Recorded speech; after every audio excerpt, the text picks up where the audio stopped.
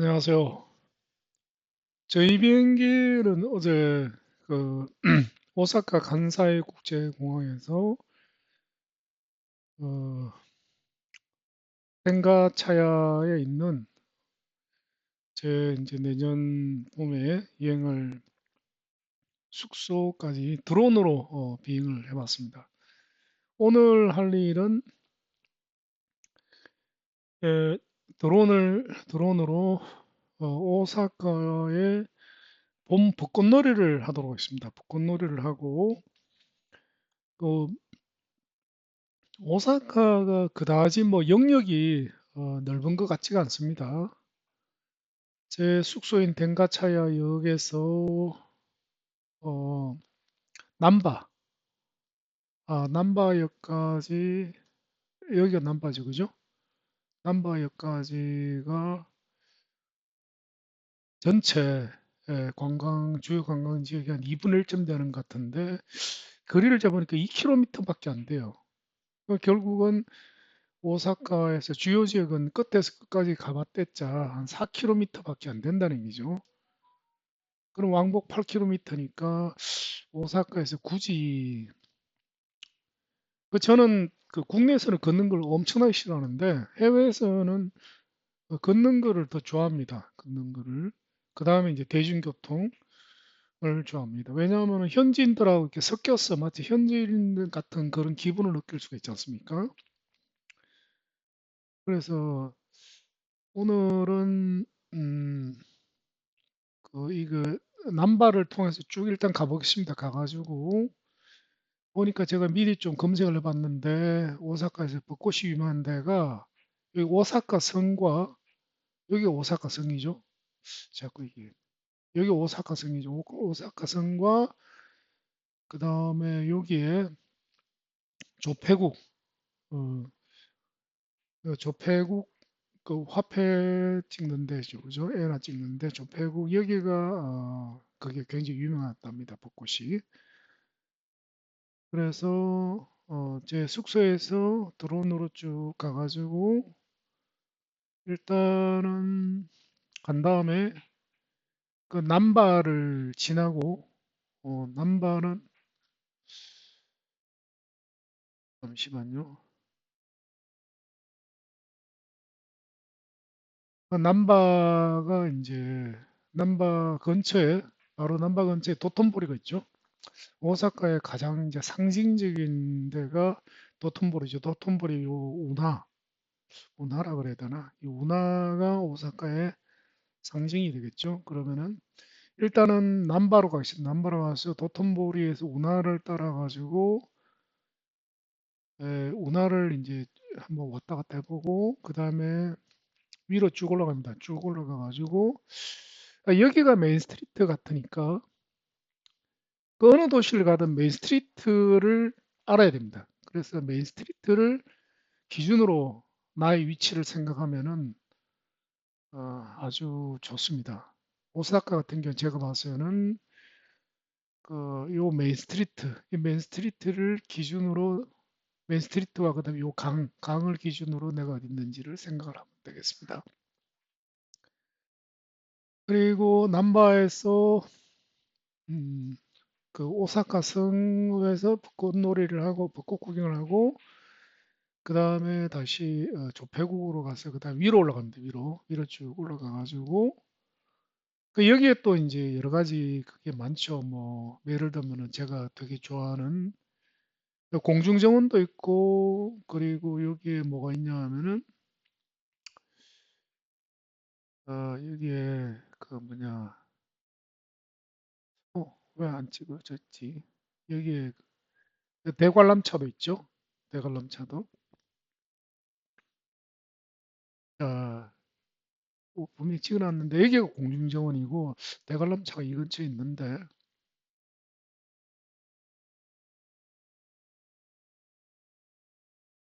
이거는 아니고 주택박물관이고 뭐 하여튼 한번 가보겠습니다. 그리고 여기서 이제 여기서 이점에서 여기 우메다죠, 그죠? 우메다. 여기 있네요. 우메다. F5 대관람차가 있는지도 확인해 보겠습니다. 그리고 우메다에서 어, 우메다에서 제가 알기로는 교토로 가는 걸로 알고 있습니다. 이 아마 이 경로 같아요. 이 경로를 따라가지고 이제 교토로 가겠습니다. 교토로. 교토로 가서 교토는 볼 게 많죠. 많기 때문에 교토에 도착해서 이제 여행을 아마 끝낼 것 같아요. 오늘 여행은. 내일 다음번에 교토 벚꽃놀이를 하면 될 것 같습니다. 자, 그럼 시간이 없으니까 진행을 하도록 하겠습니다.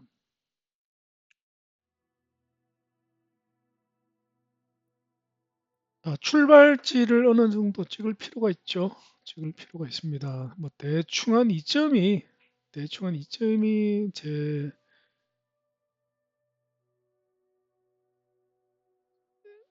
제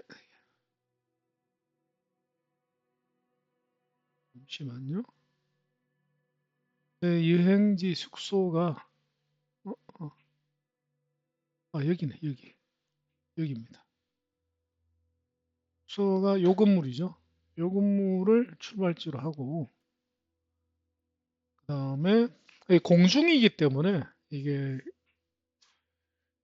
어제 제가 해보니까 자 남바를 찍어야 되겠죠. 남바가 어디인지 보겠습니다.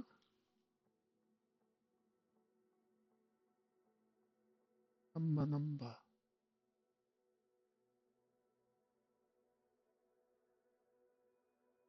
남바가 여기인 것 같아요. 여기가 남바 같습니다. 맞네요, 그죠? 남바가 여기니까 자,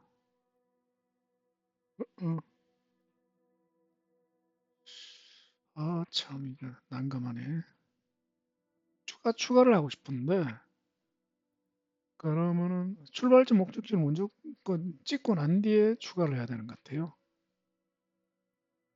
자, 교토가 여기죠, 그죠? 자, 교토 여기입니다. 교토 초입에다 찍겠습니다. 교토 초입에다가 이점에다가 도착지로 설정하고 그 다음에 그러면은 중간이 아니라 또 어제처럼 그렇게 될 것 같은데 남바가 이쯤이죠. 쭉 하면은 갔다가 오는 걸로 될 것 같은데 맞네요. 갔다 오는 걸로 어쩔 수 없습니다. 이게 되게 불편하네요. 그 다음에 이제 도톤보리가 어디쯤인지 찍어 보겠습니다. 도톤보리가 바로 여기가 도톤보리입니다. 여기가 도톤보리예요. 도톤보리를 이거 되게 불편하네. 굉장히 불편합니다. 그 다음에 나중에 비행을 할 때 요거하고 요 경로는 무시하고 비행을 하는 수밖에 없는 것 같아요. 그 다음에 쭉 갑니다. 쭉 가가지고 일단 이거를 찍어 놓기는 찍어 놔야 돼요. 왜 그러냐면 그래야지 방향 설정이 되기 때문에 그 다음에 이쯤에다 찍겠습니다. 이쯤에다가 추가. 그 다음에 오사카 성을 찍어야겠죠. 추가. 그 다음에 우메다가 한 이쯤 되는 것 같아요. 이 우메다가 한 이 근처 여기인 것 같아요. 여기가 우메다 같습니다. 맞네, 이 우메다 같습니다. 우메다 역으로 가가지고 그 다음에 이제 교토로 가는 거죠, 그죠? 교토로 쭉 가다가 보겠습니다.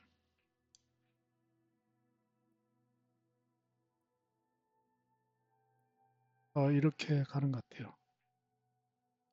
여기 추가, 추가. 이게 되게 불편합니다, 이게. 그냥 순서대로 찍으니까 더 불편해. 여기까지만 찍겠습니다. 여기까지만 찍고 대충 알아서 가는 게 좋은 것 같습니다. 여기까지만 찍고. 그래도 2024에서 굉장히 편리해진 게 이게 확대를 해도 확대를 해도 이게 해상도가 계속 올라갑니다. 올라가기 때문에 정확하게 제 경로를 확인할 수가 있습니다. 그 2020에서는 이게 안 됐어요. 2020에서는 확대를 하면은 그 굉장히 저해상도 인공위성 이미지에서 끝났습니다. 그런데 지금 건물 단위까지 다 나오니까 이게 굉장히 편리한 것 같습니다. 자, 그 다음에 뭐 꽃을 봐야 되니까 3월 말로 해야 되겠죠. 그죠? 3월 예, 하고 저장. 그다음에 시간은 뭐 지금 뭐 그 지금 시간으로 그냥 내버려 조금 더 당길 거예요. 시간을. 거진 3시인데 한 2시점으로 정오로 하니까 너무 눈이 부시더라고요. 자, 이렇게 해놓고 자 그러면은 시작을 하도록 하겠습니다. 그리고 컨트롤러는 그 지금 그 드론은 어제 해보니까 그 허니콤 요크가 훨씬 불편하더라고요. 그래서 드론 오늘 드론으로 비행할 때는 어제와 마찬가지로 엑스박스 무선 조이스틱 컨트롤러로 비행을 하는 걸로 하겠습니다.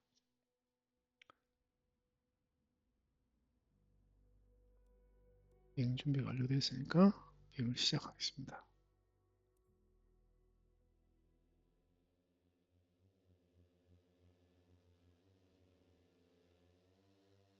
상승을 좀 해야 되겠습니다. 볼까요? 저희 그 숙소가 요 건물이죠. 요 건물. 요 건물이 되겠습니다. 숙소가. 그러면은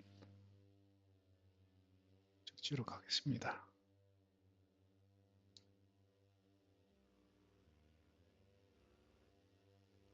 아직 뭐 방식이 좀 바뀌어가지고 아직 익숙해지는 데 시간이 좀 걸릴 것 같긴 합니다만은 어제 잠시 비행을 해보니까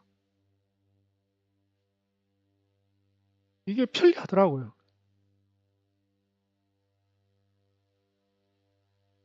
그 2020에 비해서 드론 비행이 훨씬 정교하게 비행하는 게 가능하더라고요.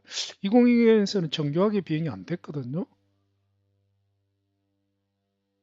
그래서 어떤 특정한 타겟에 이제 착륙을 하려면 굉장히 힘들었습니다. 굉장히 어려웠어요.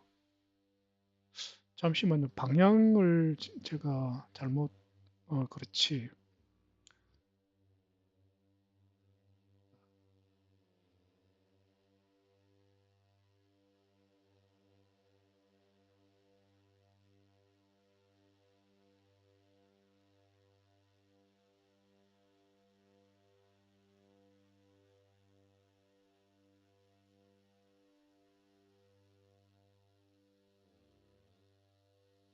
고도가 너무 높죠. 고도를 조금 낮추겠습니다.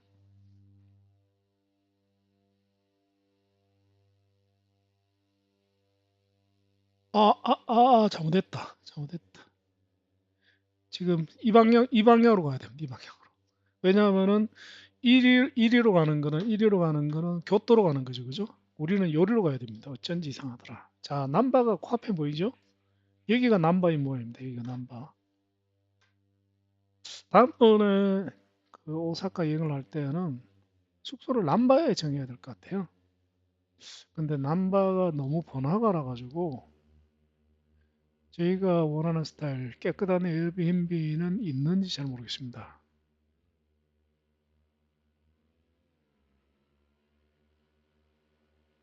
그 맨션이라 그러더라고요. 주택은 3월 되면 아직 춥습니다. 그렇기 때문에 주택은 저도 추운 걸 너무 싫어하고 집 사람도 싫어하는데 어, 잘못 눌렀다.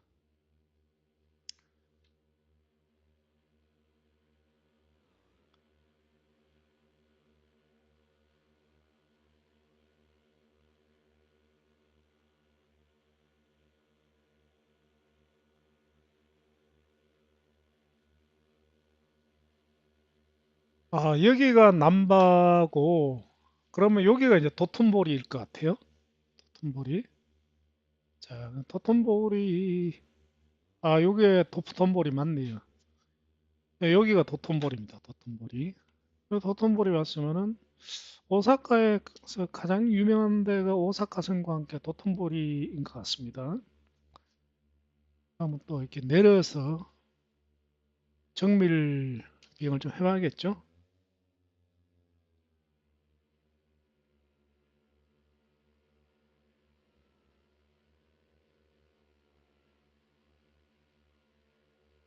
고도를 낮추겠습니다.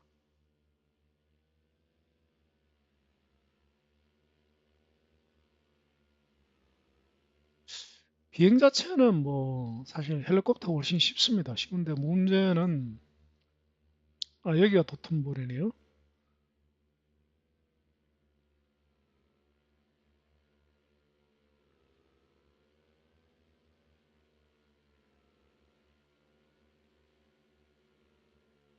착륙까지는 아니더라도 저공비행을 해서 한번 휙 둘러보겠습니다.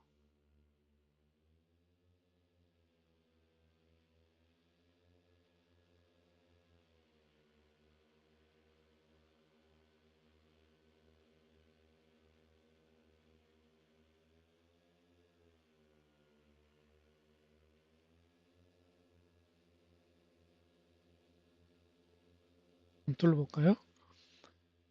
여기가 도톤보리 운하죠, 운하. 운하고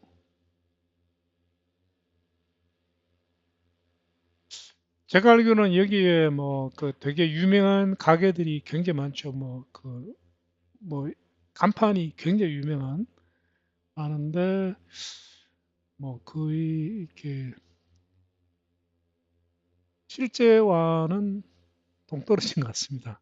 그런데 재밌는 게 도로는 정말 정교하네요. 도로는 도로는 이게 횡단보도선하고 차선까지 정확하게 꺼여 있습니다. 와, 신기합니다. 자, 그러면 요 고도로 한번 가보겠습니다. 요 고도로. 고도를 더 올리지 말고,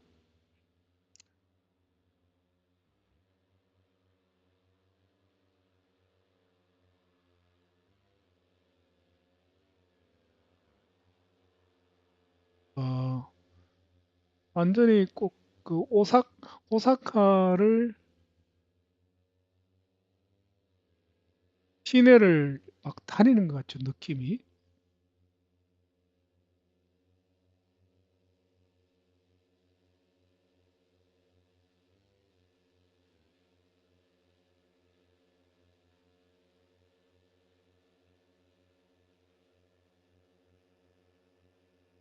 계속 가야겠네요.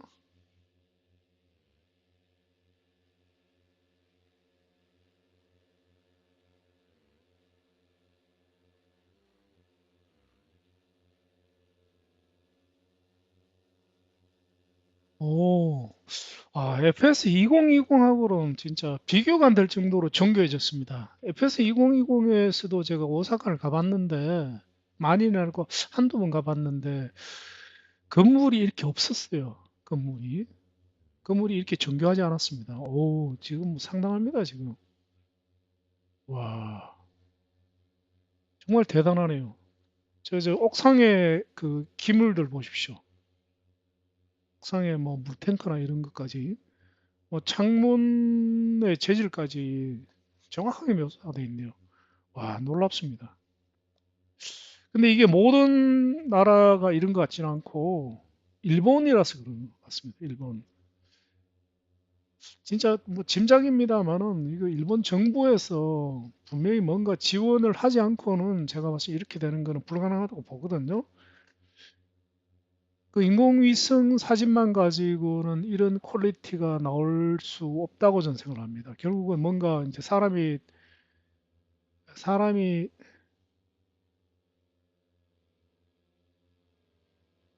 여기에서 우회전을 하겠습니다. 와, 정말 대단합니다, 진짜. 이제 오사카도 도쿄 못지않네요, 진짜. 드디어 이제 강변에 강변에 그게 보입니다.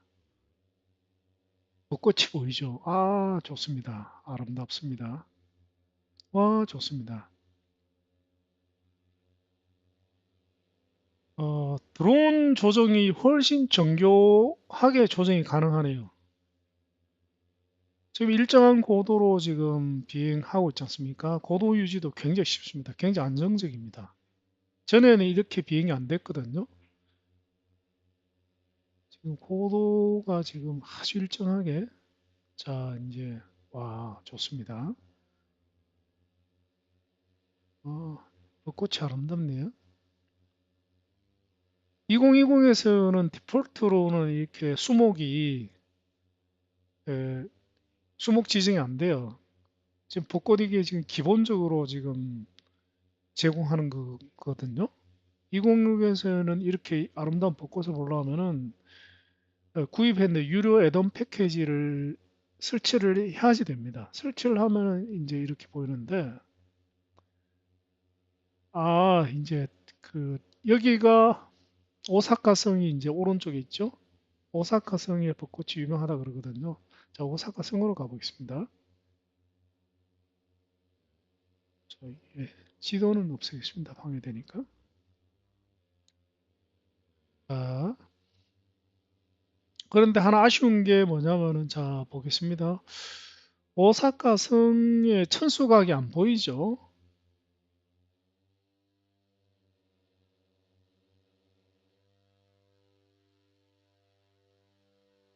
지금 오사카 성의 천수각이 오사카의 상징물이잖아요. 천수각이 안 보입니다.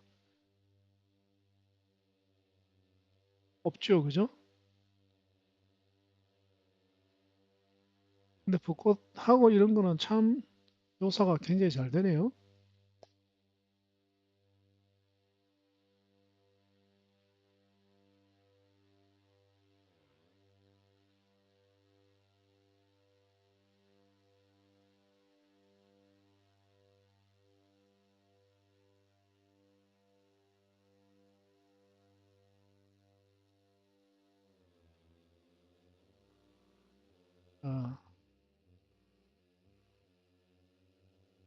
아, 조폐국으로 가겠습니다. 조폐국으로.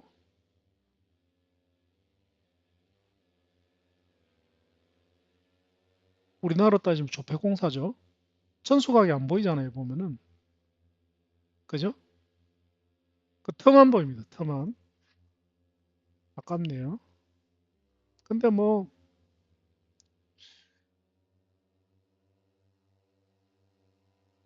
자,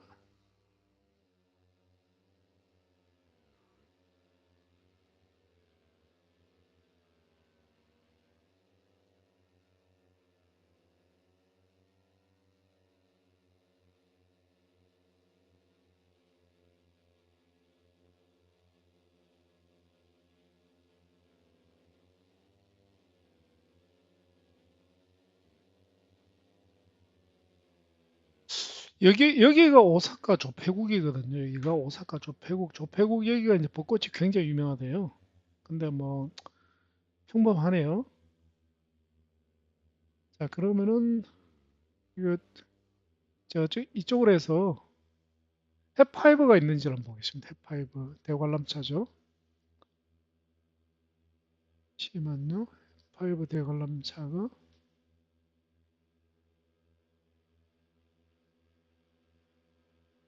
자, 찾을 수 있을런지 잘 모르겠습니다.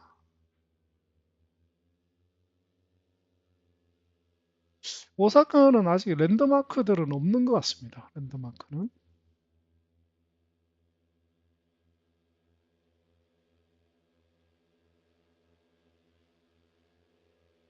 그 우메다 역을 찾아야 됩니다. 우메다 역을.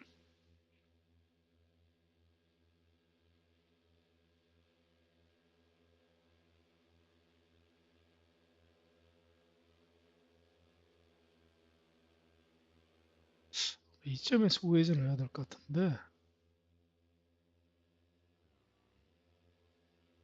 우메다 역을 찾아야 됩니다. 역은 뭐, 여기 어디 있나 한번 봅시다.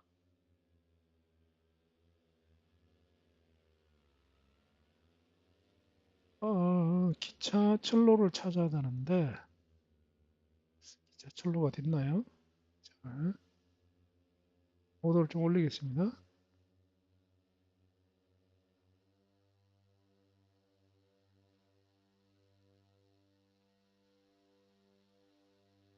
고도를 올려서 좀 높은 고도에서 내려다 보면은 에, 길 찾기가 훨씬 쉬워집니다.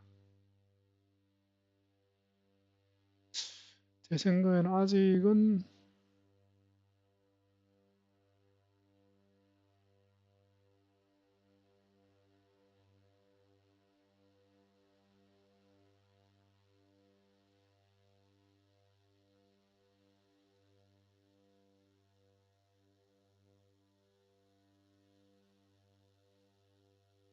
뭐 한번 그냥 한번 가보겠습니다. 뭐 가다 보면 보이겠죠? 근데 해파이브가 없는 것 같아요. 대관람차죠. 5m 역 근처에 있는데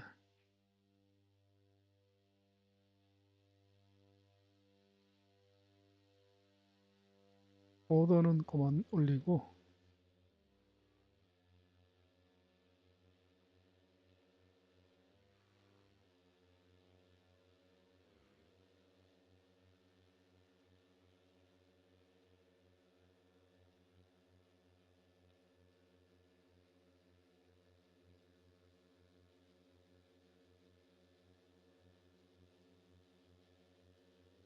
아 이게 앞에 이게 5m 역 같습니다. 이게 맞는 것 같아요. 여기가 5m 역 같습니다. 여기가 그러면은 에, 5m 역에서 파이브가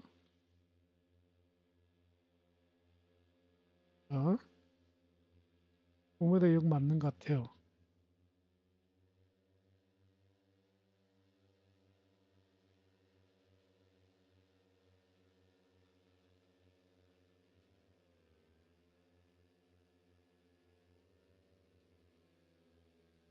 그러면은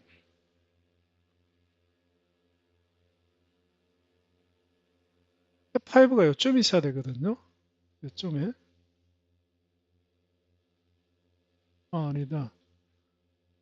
파이브가 여기 있네. 요거죠. 해파이브. 요겁니다. 근데 대관람차 안 보이죠?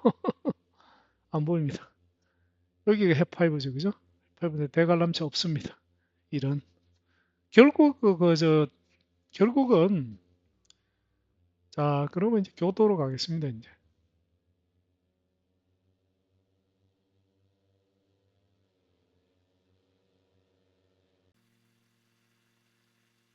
저는 보통 그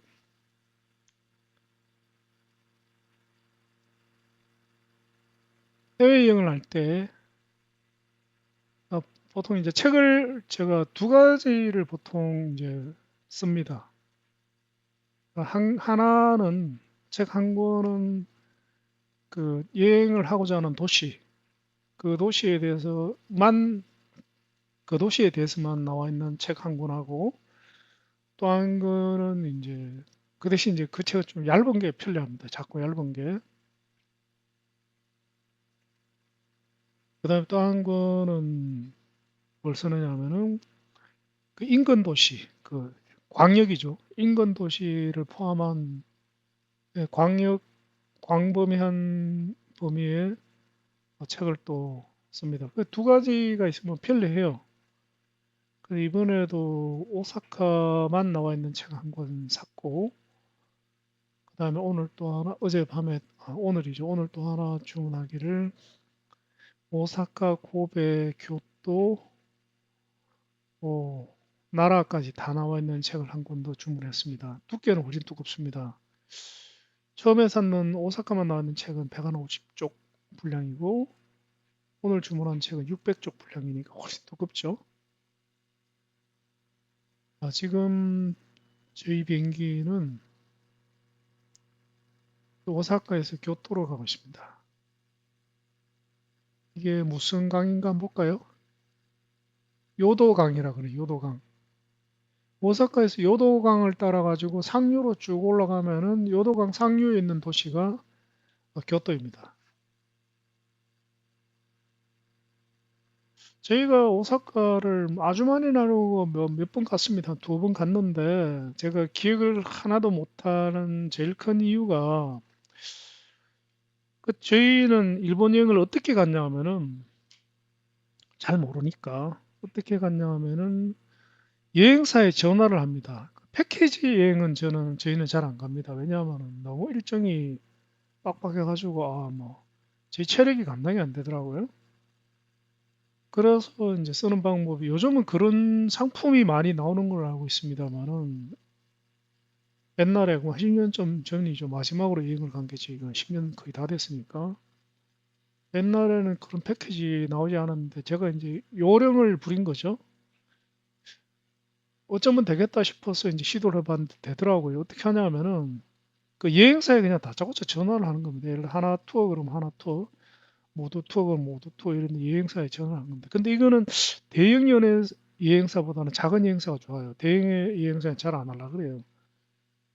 그래서 모두 투어나 뭐 노랑풍선 이런데 중소규모 여행사에 전화를 합니다. 전화를 해가지고 어떻게 하냐면은 내가 오사카 뭐 그다음에 예를 들어 가지고 뭐 구체적으로 얘기를 할게요. 우리가 한 일주일 코스로 베푸하고 어 베푸하고 그다음에 유후인하고 뭐 구로가와를 여행하고 싶다. 그리고 구로가와에는 이틀 정도 어 2박 정도를 그 료칸에 묵고 싶고 뭐 유후인에서도 한 2박 정도 료칸에서 묵고 싶다. 그리고 교통편은 교통편은 렌트카를 이용을 했으면 좋겠다. 그럼 여행 스케줄을 좀 짜줄 수 있느냐? 내가 당신네 이제 홈페이지를 보니까 그런 패키지가 없더라. 그 여행 코스를 좀 짜줄 수 있냐면 짜주더라고요. 짜주더라고요. 그러면 이제 그 사람들이 프로니까 뭐 굉장히 잘 짜줍니다. 그 시간이 딱딱딱딱 맞아요. 개인이 짜면은 그렇게 시간을 못 맞추거든요. 그 비행기 내리자마자 렌터카 찾고 그다음에 뭐 어디서 묵고를 이제 시간도 쫙 맞게끔 짜주고 그리고 가격도 괜찮아요. 가격도 나쁘지 않아요. 왜 그러냐면은 우리 일반인이 료칸에 이제 예약하는 거하고 여행사가 예약하는 거하고 다릅니다. 비행기 삭도 마찬가지고 모든 게 완전히 달라요. 렌트카도 마찬가지고. 그래서 저도 여행사에 이제 있는 사람한테 얘기를 들었는데 여행사에서 예약을 하면 10분의 1도 안 한대요. 그 일반인은 도저히 예를 들면은 비행기 싹 이런 게 일반인 예약하면 100만 원 나오면은 여행사 예약하면 10만 원밖에 안 나온대요. 그거는 료칸도 마찬가지고 그 숙소, 호텔 다 마찬가지라 그러더라고요.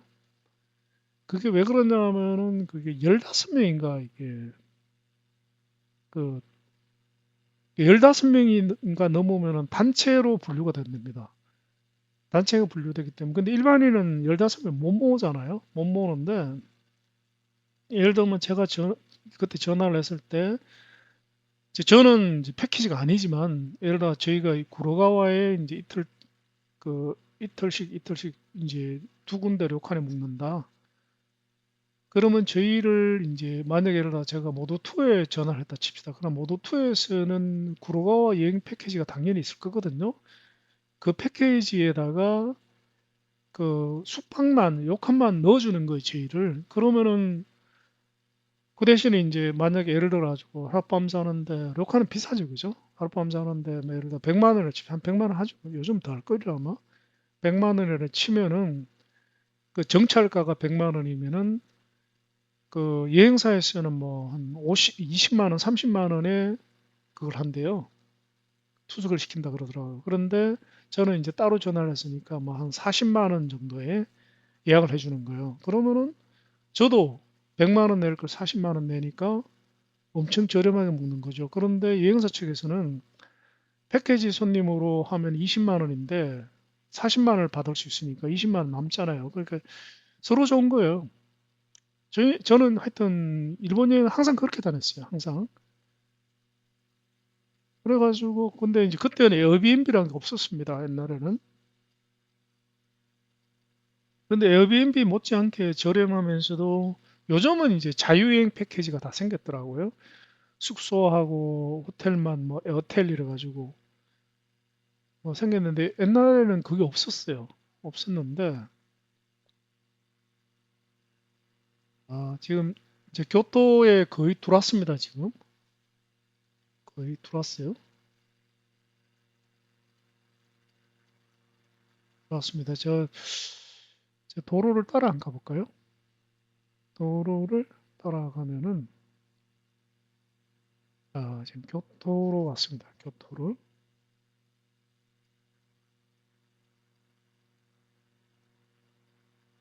쭉 왔어요.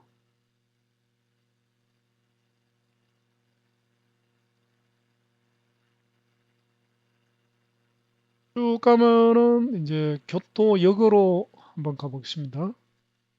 교토역으로.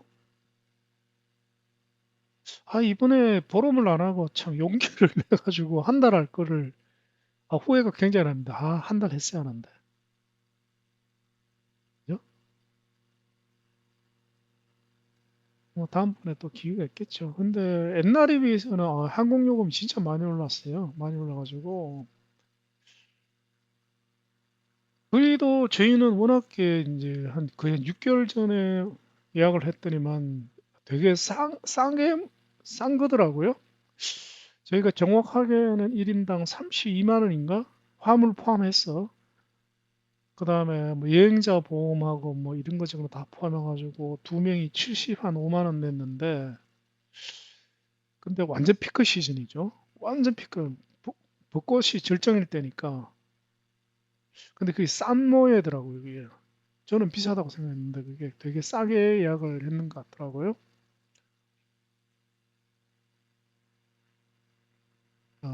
쭉 가면은 이제 교토역이 나오겠죠.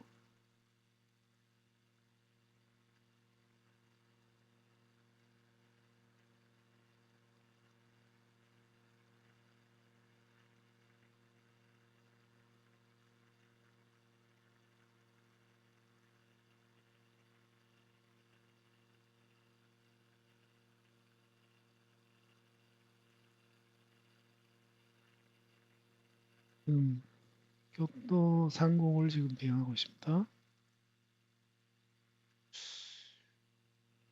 지금 고민 중인 게 내일 교토도 관광을 해볼까 말까 고민 중인데 뭐 그냥 넘어가도록 하겠습니다. 왜냐면 오사카에 천수각도 안 나오는데 뭐 교토 관광을 하면은 뭐 금각사나 기요미즈베테라 이런 게 어느 정도 실감나게 만들어져 있어야지 재미가 있지. 그럼 재미가 없잖아요.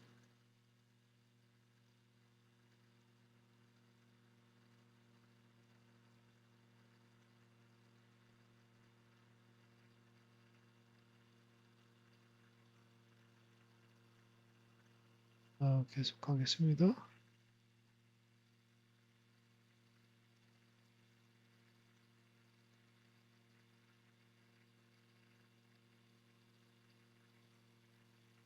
뭐 일본을 저희 부부는 정말 정말 좋아하는데 지난번에도 말씀드렸습니다만 일본을 좋아하는 제일 큰 이유가 굉장히 현대적인 도시와 나라인데 일본이 진짜 현대적인 나라와 도시죠, 그죠?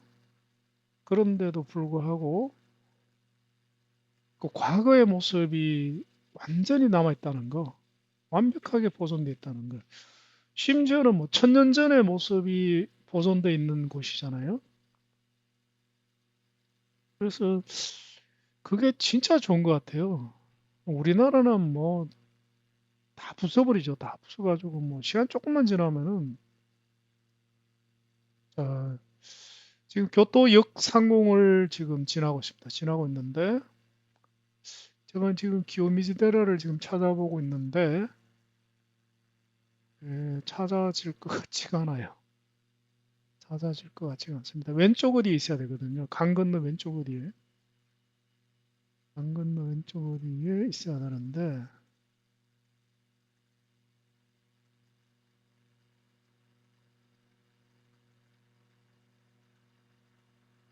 뭐 이 부분에 있어야 돼요. 이 부분에. 이 부분에 있어야 되는데 안 보이죠? 안 보입니다.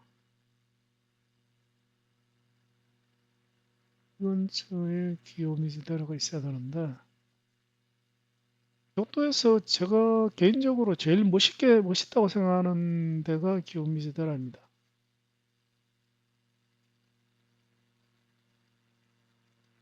안 보이네요. 여러분 천수각도 그렇고 그 사람의 손으로 만들어 놓아야 되는 저 앞에 보이는 게 저게 교토역입니다. 저게 교토역이죠. 자, 그러면은 뭐 착륙을 하도록 하겠습니다. 착륙은 저게 여기 공항이 안에 있더라고 여기에.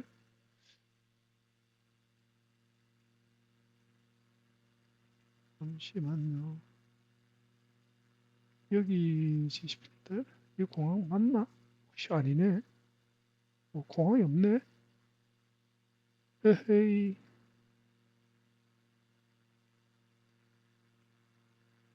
지금 아직 시간이 좀 있긴 있습니다만은 자, 시간이 될는지 모르겠습니다만은 간사이로 돌아가겠습니다. 간사이공 될 것 같아요. 웬만하면은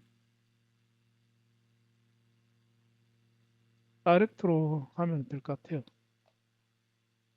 우리가 그는 항로의 연장선상에 간사이가 있을 것 같으니까 간사이로 돌아가겠습니다. 돌아가지고 다음번에는 간사이 공항에서 오사카 간사이 공항에서 이륙을 해서 지금 교토상을 지나고 있습니다.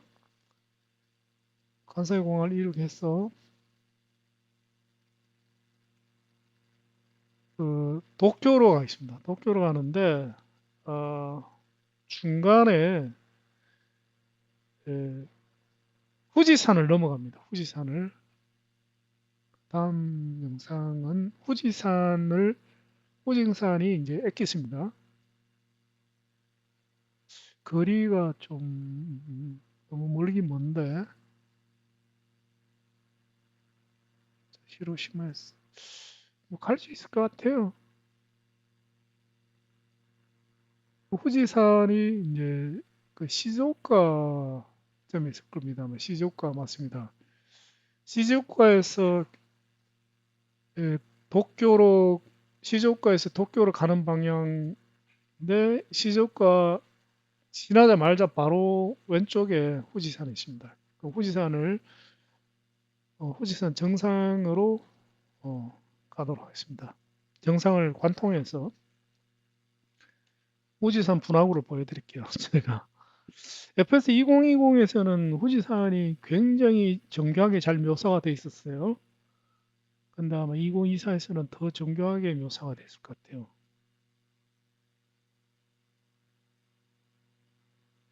자, 이 항로를 쭉 따라가가지고 조금만 더 가면은 이제 간사이 공항이 나옵니다. 그럼 거기에 착륙을 하도록 하겠습니다. 자, 우리는 지금 교토 상공을 비행하고 있습니다.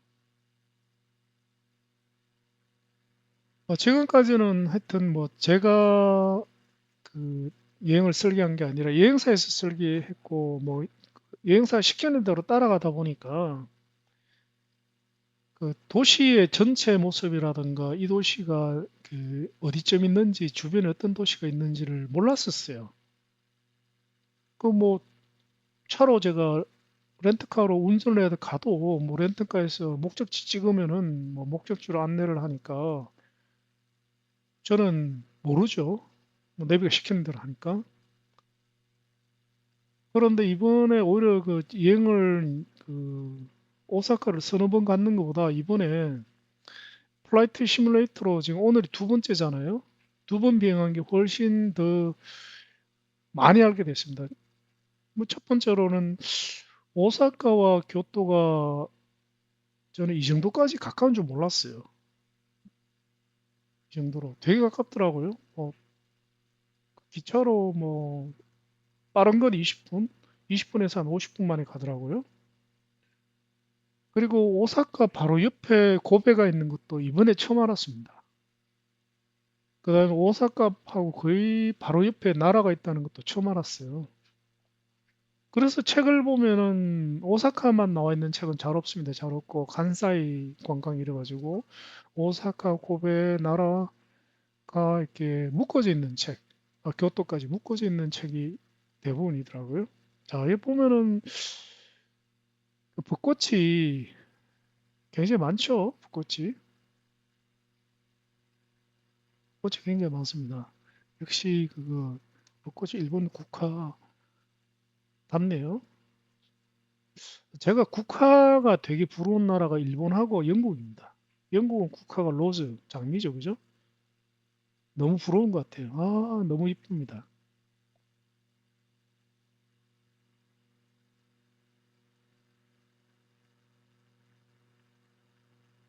그 유럽에 가면은 대부분의 도시에 로즈 파크가 있습니다. 로즈 파크가. 장미공원이 대부분 도시에 있어요. 없는 도시가 아마 거의 없을 겁니다. 그게 왜 로즈 파크가 있냐 하면은 그 영국이 한때는 거의 세계를 제패했잖아요. 그때 그러다 보니까 식민지까지는 안 됐더라도 그 영국의 영향이 전 유럽에 막강했습니다. 막강하다 보니까 일종의 문화 식민지로서 뭐 강제 비슷하게 어, 로즈 파크를 다 만든 거 영국 국화가 로즈니까. 그런데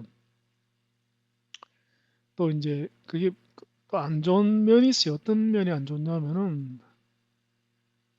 다 그런 건 아니지만은 상당수의 지금은 모르겠습니다. 제가 지금 얘기하는 거는 지금 한 시점이 2, 30년 전의 얘기니까 지금은 또 변했을 수도 있죠. 근데 저는 뭐 한 2, 30년 거의 40년이 다 돼가네요. 30, 한 5년 전의 기준으로 말씀드리면은 그 당시에 30, 한 5년 전에 기준으로 유럽에 있는 대다수의 대부분의 로즈파크가 니들파크였어요. 니들파크.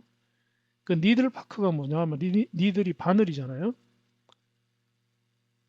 그래서 그 니들파크가 왜 니들파크냐 하면은 그 니들파크 안에서는 그 마약이 합법입니다. 합법이에요. 그래서 그 마약 중독자들이 뭐 히로뽕이나 이런 거를 갖다가 이제 보통 이제 주사를 하는 게 혈관 주사를 하는 게 제일 효과가 세잖아요.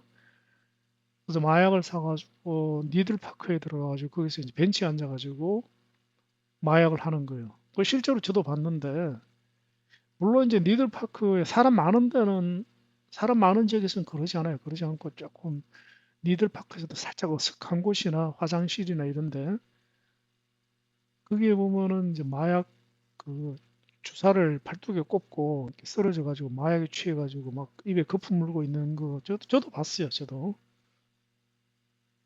그래서 마약이 워낙 심하다 보니까 그 너네들은 여기서만 하래 그죠. 그 막는 거는 원천적으로 어차피 불가능하니까 요 지역만 이제 허가 구역을 만드는 거죠. 허가 구역을. 그래서 모든 이들 파크, 로즈 파크가 그런 건 아니지만 상당수의 그 로즈 파크가 동시에 니들 파크 있어요. 그래서 니들 파크, 그 로즈 파크가 이미지가 되게 안 좋았습니다.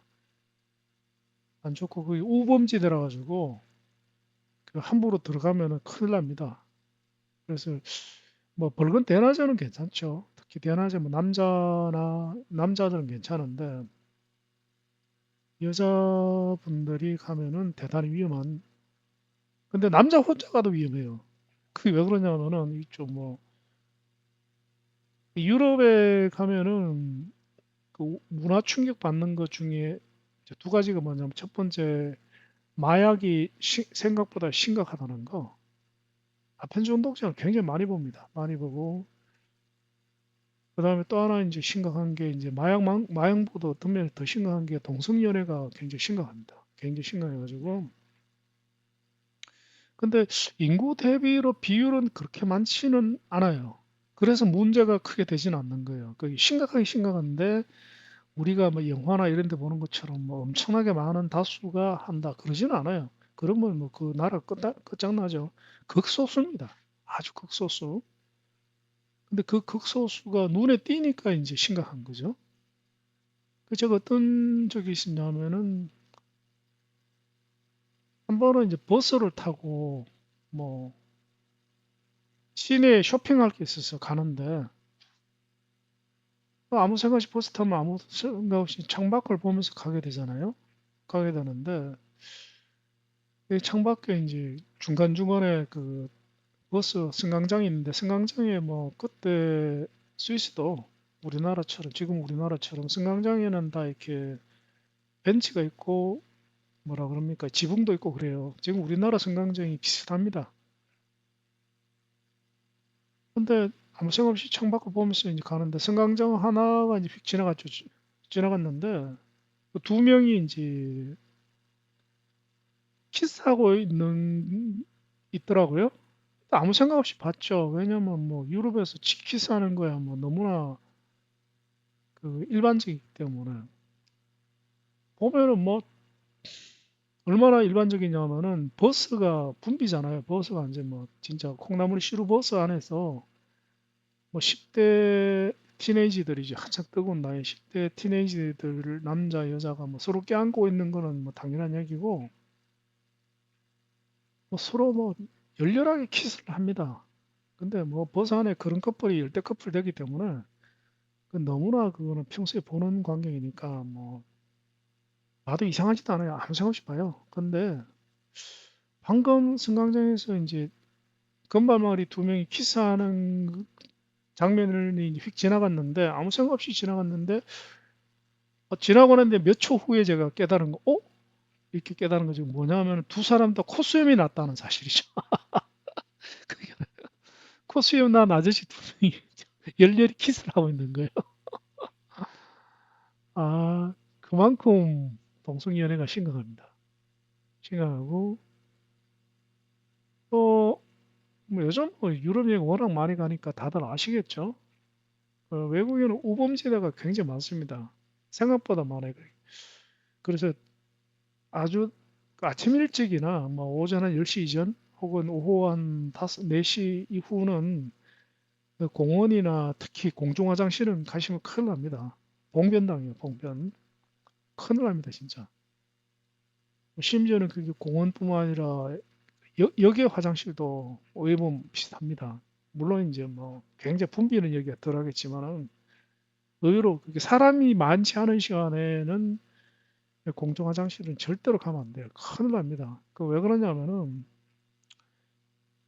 걔네들이 뭐 성범죄를 막연하게 성범죄를 저지르는 거면은 그래도 또 덜한데 거기에 성범죄를 저지르는 사람들이 99%가 에이즈 환자들입니다. 거의 뭐 100% 가까이가 에이즈 환자들이에요. 그래서 봉변을 당하고 에이즈가 감염돼요.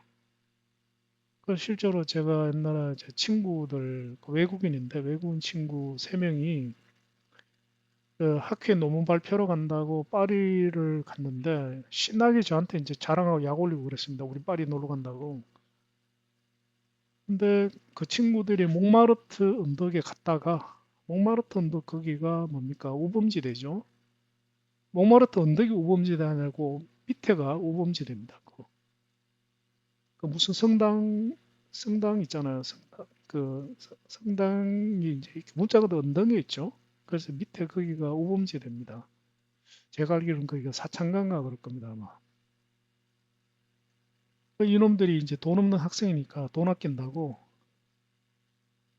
그 차를 안 타고 버스나 이런 대중교통에 걸어 올라가자 이래가지고 이제 걸어 올라가다가 그 우범지대 한가운데로 들어간 거죠. 들어갔다가 갑자기 뭐 사람들이 슬슬 이제 골목을 들어갔는데 사람들이 둘러싸기 시작하는 거죠. 납치하려고. 거기는 그 남자가 남자를 납치해요. 왜냐하면 다 동성연애자들이기 때문에 여자보다 남자가 더 위험해요. 그래서 이제 납치당하게 생겼으니까 이제 도망을 간, 꽁지빠지 도망을 간 거죠, 3명이. 도망을 갔는데 한 명이 잡힌 거예요. 한 명이. 2명은 이제 탈출에 성공했고 한 명은 잡혔는데 잡혀서 이제 봉변을 당한 거예요. 당해가지고 돌아왔는데 이놈들이 돌아오는데 한 달은 자랑할 줄 알았는데 자랑하고 약 올릴 줄 알았는데 이상하게 조용하더라고요. 나중에 한 석 달 정도 지나가지고 그제서 얘기하더라고. 사실은 그런 일이 있었다. 그래서 한 석 달 동안 조용했는 이유가 이제 봉변 당한 친구가 돌아오자마자 즉시 이제 에이즈 검사를 했죠. 에이즈 검사를 했고 요즘은 빨리빨리 나오는데 옛날 그때는 뭐 지금 20, 한 5년 전 얘기니까 에이즈 검사하면은 한 3개월 있다가 결과가 나왔거든요. 그때는. 그러니까 이제 에이즈 검사 결과가 나올 때까지 이 친구가 잠을 못 자는 게 그때만 해도 에이즈 걸리면 100% 사망이었거든요. 근데 다행히 이제 3개월 후에 결과가 나왔는데 그 음성으로 판정이 나가지고 에이즈 감염이 아닌 걸로 판명이 났어요. 하여튼 그런 일도 있었습니다. 그래서 해외여행할 때 조심해야 돼요, 진짜.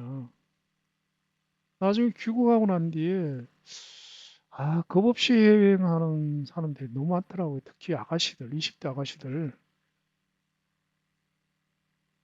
20대 아가씨들을 심지어 혼자 혹은 둘이서 막 젊은 그 기분에 들떠가지고 해외여행하는데, 물론 이제 확률이 높지는 않습니다. 확률이 높지 않은 건 사실이에요. 그런데 확률이 있기는 있습니다. 우리나라보다는 제가 봐서는 수십 배 높고, 그래서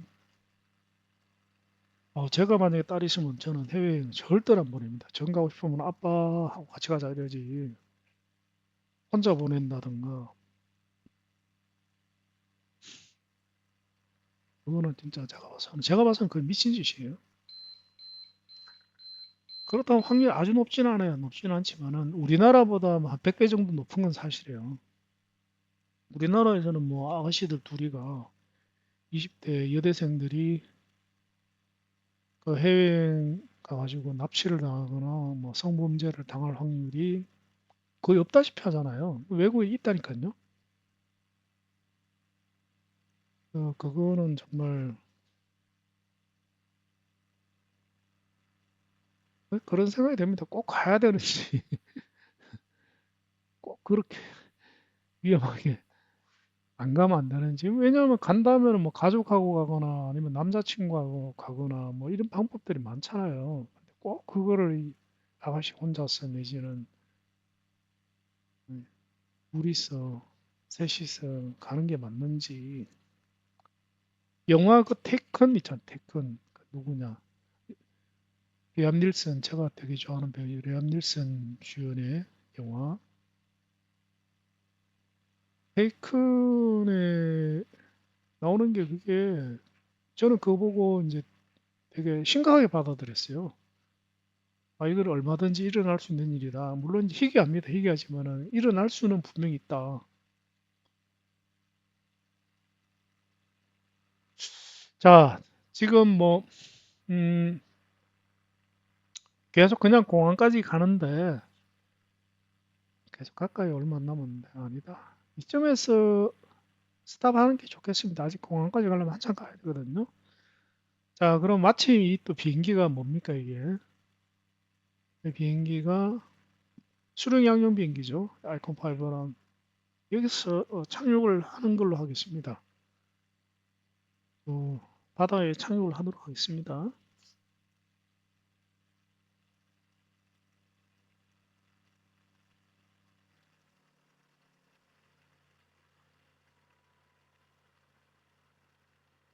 아따, 벚꽃이 정말 아름답다, 그죠?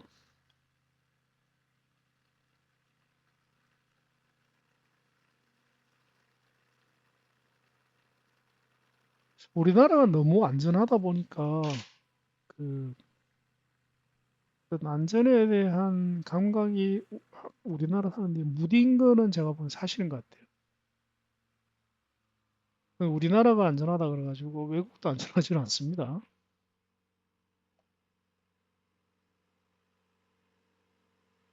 근데 제 경험으로는 그게 서양에 서양의 그 범죄자들이 좀 엉성해요.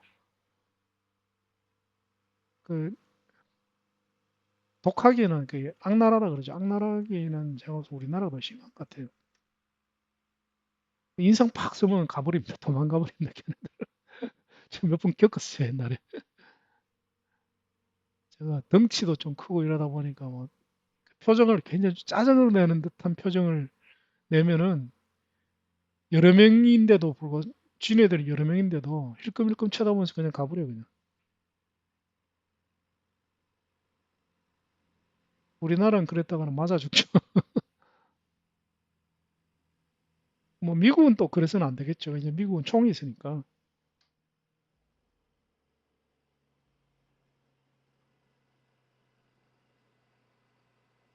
자,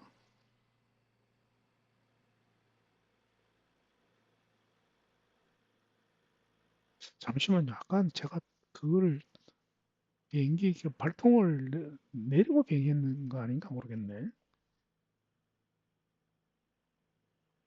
발통을 내리고 비행한 것 같아요. 오른쪽에 큰 배가 하나 있다, 그죠?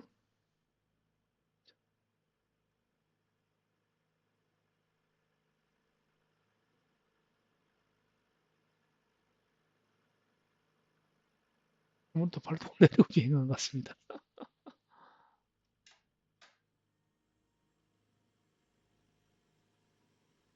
맞네요. 지금 발통 올렸거든요. 아유, 바보. 어째 속도가 너무 느리다 했다. 저 큰 배 옆으로 한번 가보겠습니다. 큰 배 옆으로. 여기까지 엔진을 안 껐기 때문에 가는 게 가능하죠. 큰 배가 있네요.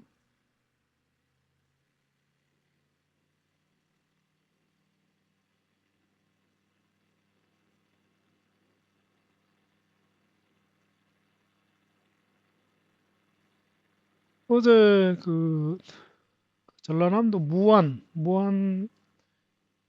어, 비행장에서 아주 큰 참사가 일어났죠. 태국에서 한국으로 오던 귀국하던 제주항공이 사고가 나가지고 대형 참사가 일어났습니다. 어, 무안공항은 플라이트 시뮬레이터로 종종 비행하던 공항이죠. 공항인데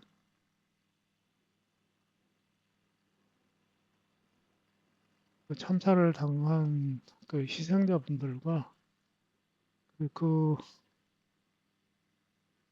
유족분들에게 애도의 뜻을 표합니다. 하루빨리 잘 이겨내시고 상처를 잘 극복하시고 회복을 하셨으면 좋겠습니다. 너무나 안타까운 일이죠. 또 이번 기회를 통해 가지고 이번 참사를 통해서 좀 더 안전 시스템이 좀 더 개선이 되었으면 좋겠습니다. 여러 가지 말들이 많습니다만은 그 마지막 그 흙무더기, 뭐 흙무더기가 그냥 단순한 흙무더기가 아니라 그게 그 콘크리트 뼈대가 있다 그러더라고요. 콘크리트. 콘크리트 뼈대가 있고 그 실제로 흙무더기는 콘크리트 덩어리인 거죠. 콘크리트 덩어리 위에 흙이 덮여 있었나 모르더라고요. 근데 그게 아직까지 뭐 시간이 좀 더 지나 봐야겠습니다만은 상당히 특이하다 그러더라고요. 해외 그 전문가들로는 말로는 전 세계 어느 나라 공항에도 그런 구조물은 절대로 없다 이렇게 얘기를 하더라고요. 상식적으로도 좀 이해가 안 가요. 이해가 안 가는 게 이번 참사와 같은 일이 얼마든지 일어날 수 있잖아요. 일어날 수 있는데 그런데 거기에 왜 그런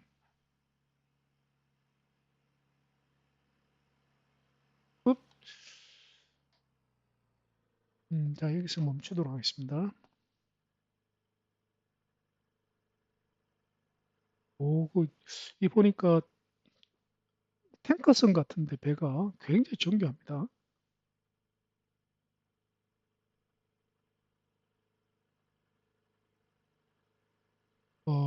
배가 굉장히 정교하게 돼 있네요. 신기합니다. 자, 이렇게 해서 저희 비행은 여기서 끝을 내도록 하겠습니다. 자, 지금까지 목수였습니다. 다음 영상에서 뵙도록 하겠습니다. 감사합니다.